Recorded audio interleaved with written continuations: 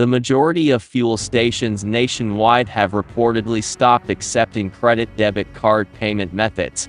Commercial banks charge a merchant discount rate (MDR) of 1.5%. The only payment method consumers are left with is cash payment for petrol and diesel purchase. A top official of oil marketing companies ONX told the news, "Banks are getting Rs 3.45 in the shape of MDR from our margin of Rs 3.68 on 1 liter of petrol and diesel when a consumer purchases them through credit or debit cards, and this is how the margin gets squeezed to just Rs 0.23 per liter, making the financial health of ONX more vulnerable."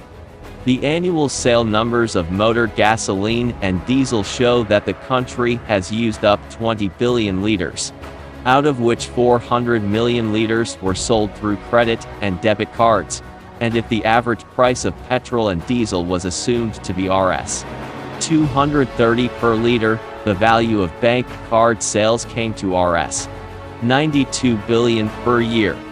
Moreover, banks charge 1.5% MDR on 1 liter and earn Rs 1.38 billion in MDR not from consumers, but from OMC margins.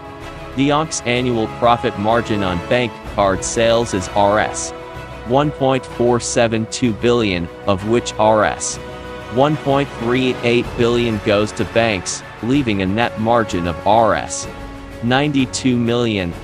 This is why ONX cannot continue to sell fuel via credit or debit cards.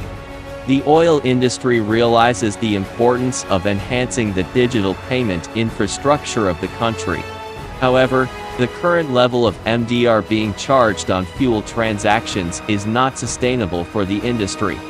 Additionally, on August 22, 2022, the Oil Companies Advisory Council (OCAC) wrote a letter to the State Bank of Pakistan (SBP) on behalf of the ONX to raise the issue of banks charging higher MDR.